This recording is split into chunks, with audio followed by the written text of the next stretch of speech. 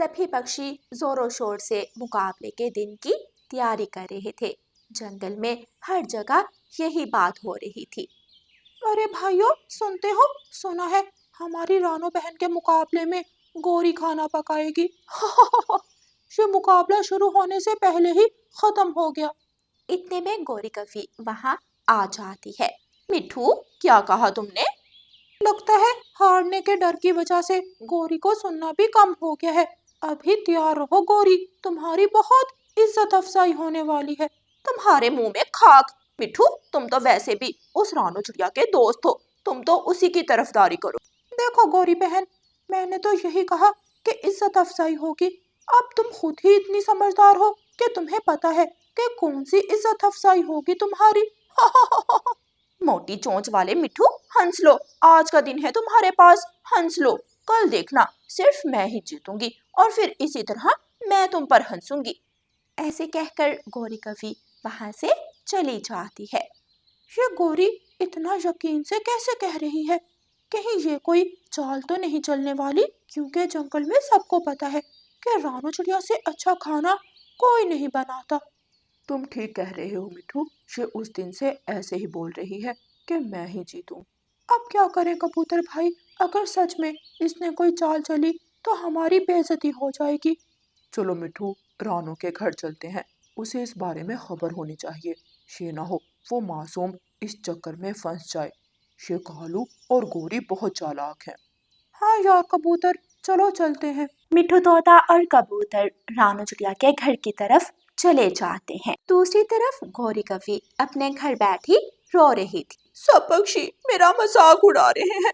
वो मोटी चोंच वाला इतना बोल रहा था। कालू जी, अब आप ही कुछ करो।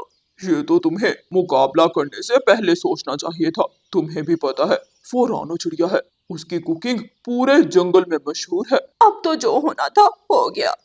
कालू जी प्लीज, अब तुम मुझसे मुकाबला ना करो, मेरी मदद करो। मैं कैसे मदद करूं? मेरे पास एक प्लान है। कौन सा प्लान? फिर गोरी कालू कवि को अपना प्लान बताती है। कबूतर और मिठू तोता रानो चिड़िया के घर पहुंच जाते हैं। आए आए कबूतर भैया और मिठू भाई, आपका स्वागत है। कैसे आना हुआ? सब ठीक है? हाँ, अभी तक तो सब ठीक है, आगे का कुछ पता नहीं। मिठू भाई, ऐसे क्यों बोल रहे हो? क्या हुआ है? हरियाली बहन की तबीयत ठीक है? हाँ हाँ, सब ठीक। वो हम गौरी से मिलकर आ रहे हैं। वो सबको कहती फिर रही है कि वो ही जीतेगी, कल ही मुकाबला है। तो क्या हुआ मिठू भाई, मुकाबला करना और जीतना हर एक को अच्छा लगता है। रानो, इतना भी अच्छा होना ठीक नहीं। तुम्हें पता है वो कालू और गोरी इतने चालाक हैं, वो कुछ भी कर सकते हैं। तुम अपना ख्याल रखना। बहुत बहुत धन्यवाद, आप मेरी फिक्र करते हो। आप सबका साथ है मेरे साथ, मुझे कुछ नहीं होता। फिर भी रानो बहन, मुझे उनके इरादे ठीक नहीं लगते। तुम आज रात तक उनसे मिलना जुलना बंद कर दो और ना ही उनसे बात करो। ऊपर वाला सब ठीक कर देगा। फिर कबूतर और मिठू तोता अपने घरों को चले जाते हैं। अभी कबूतर और मिठू तोता चिड़िया के घर से निकले ही थे कि चिड़िया के दरवाजे पर जोर जोर से दस्तक होती है। क्या हुआ मिठू भाई, कबूतर भाई, आप फिर से आ गए? ऐसे कहते हुए रानो चिड़िया दरवाजा खोल देती है।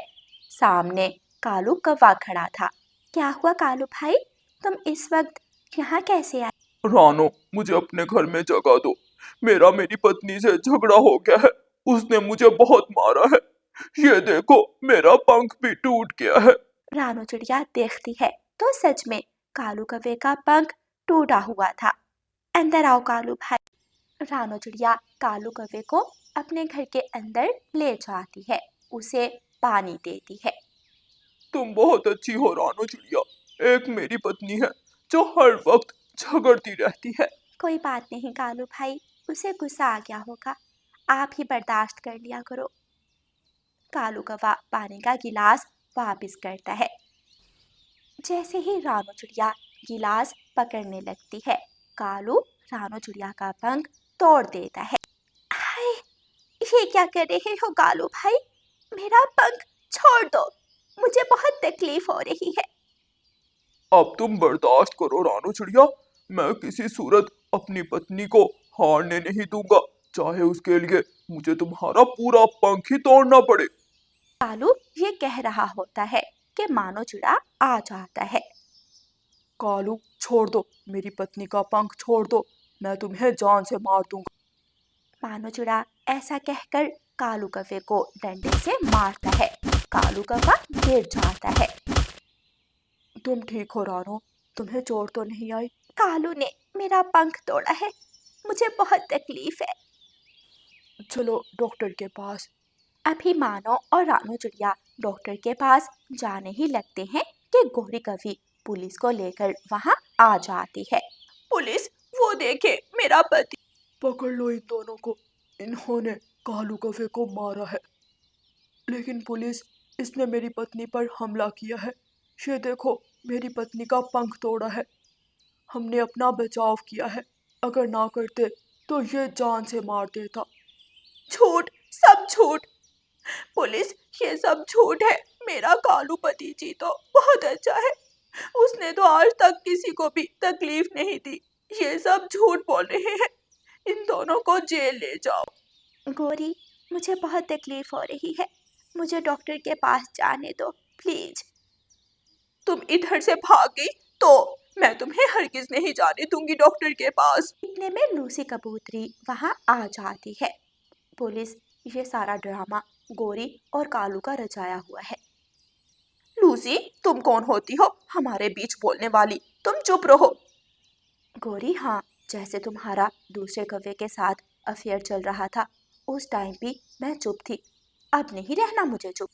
ये सुनते ही कालू कौवा जल्दी से अपनी आंखें खोलता है। क्या कहा? अफेयर? गौरी का किसके साथ अफेयर है? हाय हाय लूसी, फिटे मुंह, मैं क्यों किसी के साथ अफेयर रखूंगी? तुम अब इल्जाम लगा रही हो।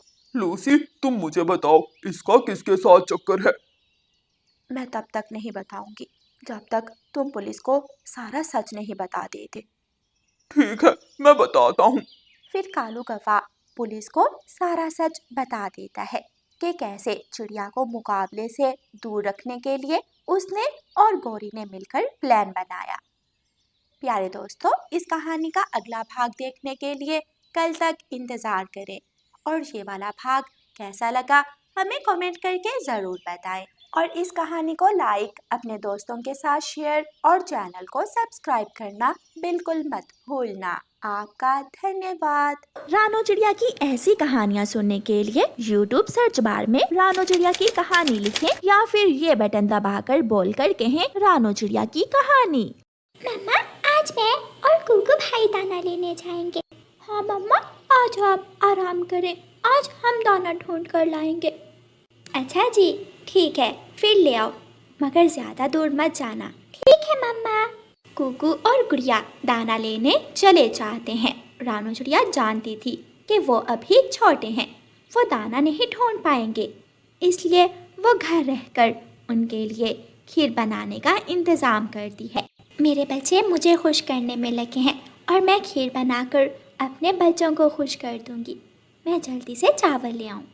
रानो चिड़िया अलमारी से पैसे निकालती है और चावल लेने चली जाती है। गुड़िया और कुकू उड़ते उड़ते थक चुके थे, वो एक पेड़ पर बैठ जाते हैं। गुड़िया बहन, हमने कह तो दिया, मगर हमें दाना मिलेगा कहाँ से? यहाँ तो दूर दूर तक कुछ दिखाई नहीं दे रहा। हाँ कुकू भाई, मैं भी थक गई हूँ, मगर दाना तो लेकर ही जाना है। चलो उस तरफ जाते हैं। गुड़िया और कुकू फिर से उड़ते हैं। कुकू को जमीन पर कुछ दिखाई देता है।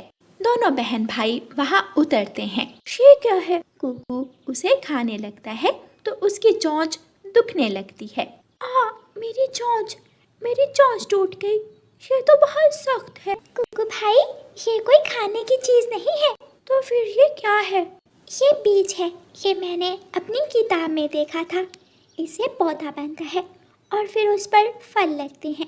इस पर फल लगेंगे, मगर ये बड़ा कैसे होगा? तोते टीचर ने बताया था कि पौधों को पानी और सूरज की रोशनी की ज़रूरत होती है। अगर हम इसे ज़मीन में बोएंगे और पानी देंगे तो ये बड़ा पेड़ बन जाएगा। क्या सच में? फिर तो बहुत मज़ा आएगा। हम ये बीज अपने घर के पीछे लगाएंगे। मगर पीछे क्यों? हम मम्मा को सरप्राइज देंगे। हाँ ये ठीक है, चलो अब घर चलते हैं। मगर दाना तो मिला ही नहीं। गुड़िया बहन, मम्मा से जाकर क्या कहेंगे? चले हम आगे जाते हैं और दाना लेकर ही घर जाएंगे, वरना हमारी इंसल्ट हो जाएगी। कुकू भाई, मम्मा ने दूर जाने से मना किया है। कोई बात नहीं, वो हमारी मम्मा है, वो हमें कुछ नहीं कहेंगी।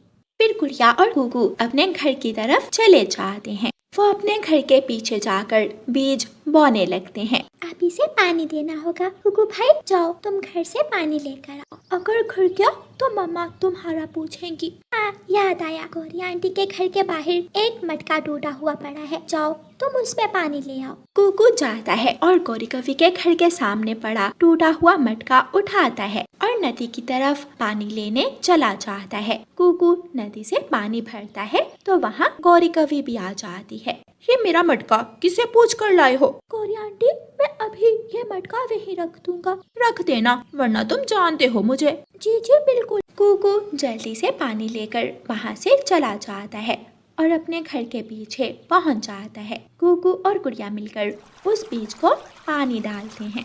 पानी तो डाल दिया, मगर पौधा तो निकला ही नहीं। अभी नहीं कुकू भाई, 1-2 दिन बाद निकलेगा पौधा। चले अब घर चलते हैं। हाँ, पहले ये मटका वापस रखाऊं, वरना गौरी आंटी घर तक आ जाए। वो दोनों हंसने लगते हैं और मटका उठाकर गौरी कवि के घर की तरफ चले जाते हैं। रानू चिड़िया भी अपने बच्चों के लिए खीर बना रही थी।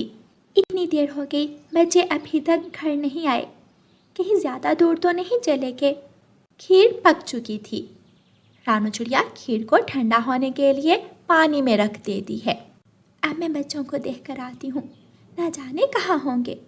रानू चिड़िया बाहर जाने ही लगती है कि कुकू और गुड़िया आ जाते हैं।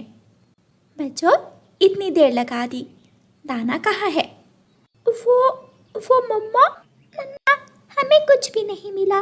कोई बात नहीं, तुम दोनों ने कोशिश की, इतना ही बहुत है। चलो अब मिलकर खीर खाते हैं। खीर? क्या सच मम्मा? हाँ, मैंने अपने बच्चों के लिए खीर बनाई है। आज तुम दोनों पहली बार भोजन की खोज में गए। मेरे बच्चे अब बड़े हो रहे हैं। फिर वो सब खुशी खुशी खीर खाते हैं।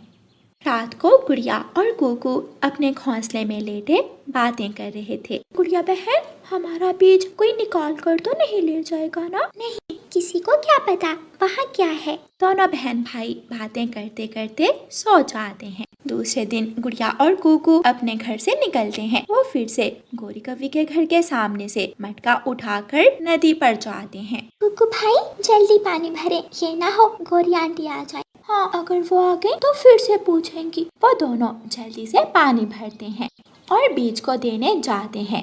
दिन गुजरते गए और आखिर बीज से पौधा बन जाता है। गुड़िया बहन, पौधा तो बन गया, मगर इस पर तो कोई भी फल नहीं है। हाँ कुकू भाई, हमारी मेहनत तो बेकार गई, इस पर तो कुछ भी नहीं लगा। गुड़िया और कुकू निराश होकर वहाँ बैठ जाते हैं और उस पौधे को देखने लगते हैं। कालू कौवा वहाँ आता है और उस पौधे को उखाड़ता है तो उसके नीचे गाजर थी। गुड़िया और कुकू देखकर हैरान हो जाते हैं। इसका फल तो इसके नीचे था। गुड़िया बहन, भागो, कालू कौवे अंकल को रोको, वो हमारी गाजर ले जा रहे हैं। कालू कौवा आगे आगे, गुड़िया और कुकू उसके पीछे पीछे। कालू कौवा उड़ते उड़ते पेड़ से टकरा जाता है और गाजर नीचे गिर जाती है। कुकू और गुड़िया जल्दी से आते हैं और वो गाजर उठाकर भाग जाते हैं। हाय मेरा सर! देखा कुकू भाई, मम्मा सच ही कहती थी कि मेहनत का सिला जरूर मिलता है। फिर कुकू और गुड़िया वो गाजर अपने घर ले जाते हैं और अपनी मम्मा को सारी बात बताते हैं। रानू चिड़िया अपने बच्चों की मेहनत देखकर बहुत खुश होती है। शाबाश, मेरे बच्चे भोजन ले आए, आज तुम दोनों बड़े हो गए हो। शाबाश मेरे बच्चों। गुड़िया और कुकू बहुत खुश होते हैं और फिर वो दोनों मिलकर एक गाजरों का खेत लगाने का प्लान बनाते हैं। प्यारे दोस्तों, इस कहानी को लाइक, अपने दोस्तों के साथ शेयर और चैनल को सब्सक्राइब करना बिल्कुल मत भूलना। आपका धन्यवाद।